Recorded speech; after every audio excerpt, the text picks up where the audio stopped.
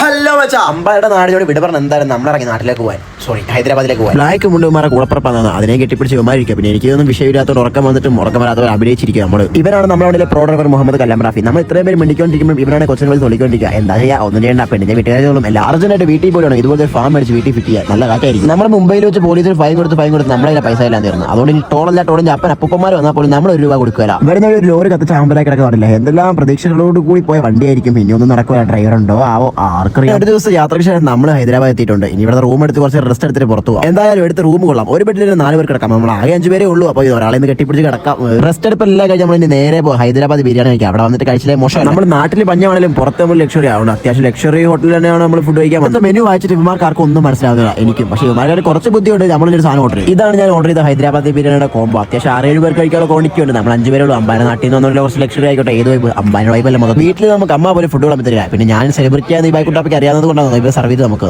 രാത്രിത്തെ കറക്കവും ഫുഡ് എല്ലാം നമ്മൾ നേരെ റൂമിലൊന്ന് കിടന്ന് ഉറങ്ങുക. അപ്പോൾ ശരി, എന്നാൽ ബാക്കി നമുക്ക് നാളെ കാണാം. ചാച്ചാ ബൈ, സീ യു.